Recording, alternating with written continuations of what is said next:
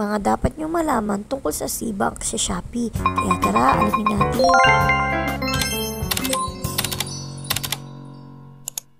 So, pag open ninyo ng inyong Shopee app at clinic nyo itong Me, is makikita nyo na agad dito yung SeaBank. So, ano nga ba itong SeaBank at para saan ito?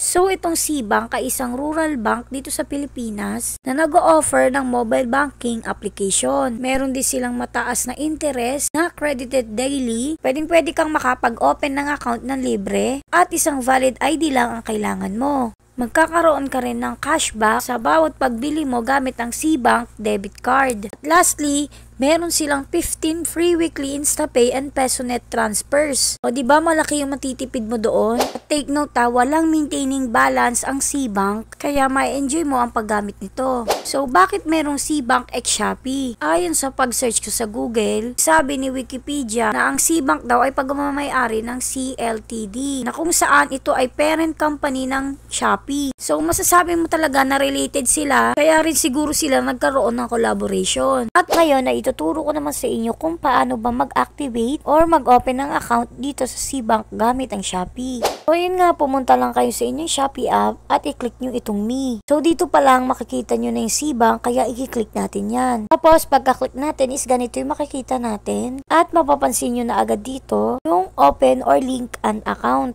Ito yung dapat natin pindutin. Tapos, need natin i-confirm ang ating mobile number. Itong mobile number na ito ay hindi na ninyo pwedeng baguhin dahil dapat kung ano yung number ninyo sa Shopee, ay yun din dapat ang need nyong gamitin. Kung gusto nyong baguhin, need nyo munang palitan nyo sa Shopee para magamit nyo dito. So, ito naman sa baba ng mobile number ay makikita nyo itong referral code. Pwede nyo namang i-skip yan, pero kung gusto nyo magkaroon ng 50 pesos, ay pwedeng-pwede ninyong ilagay ang code na ito. Cash in ka lang ng worth 1,000 pesos at i-stay mo siya sa loob ng 3 days, ay automatic na magkakaroon ng 50 pesos. Yun lang, ganun lang siya kadali. Tapos, pindutin lang natin itong box at i-click na natin yung next. Tapos, yung next naman is maglalagay tayo ng ating PIN. So, nakablock siya kasi hindi na-allowed na mag-screen record kapag mga ganitong PIN for safety purposes na rin. Tapos, din na natin ng facial verification. Make sure nyo lang na fully visible ang inyong mukha. Dapat walang glasses, face mask or any accessories, at dapat maganda yung lighting. So yan, kung makikita nyo dito, kapag nag-take kayo ng picture, dapat yung face nyo ay sakto dito sa frame. Tapos yan, nag-start na rin akong mag-facial verification. Kapag nag-iba-iba na yung ilaw, ibig sabihin is mag-steady na para makapture na ng maayos. Tapos i-check lang nila saglit yan. Tapos yan na, verification complete na. Next naman is yung valid ID. So ito lang yung mga valid ID na pwede sa kanila. Unang-una na nga dyan yung PIL ID card, plastic man yan o papel, UMID. Pwede rin sa kanila yung postal ID, driver's license,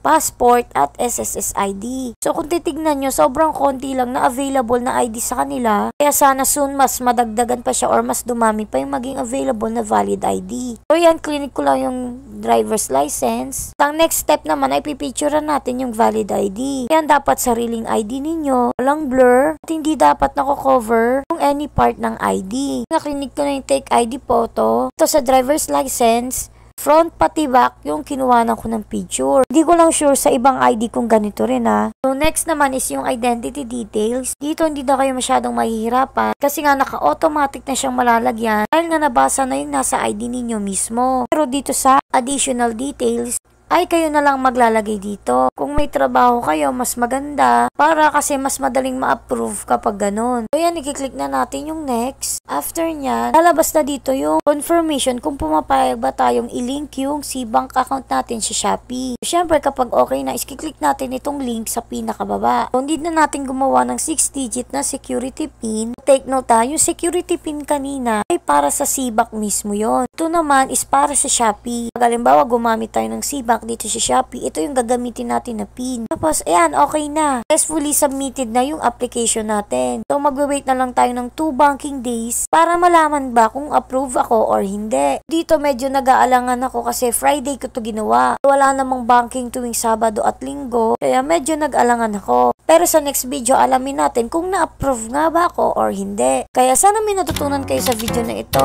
Thank you for watching. Yun lang!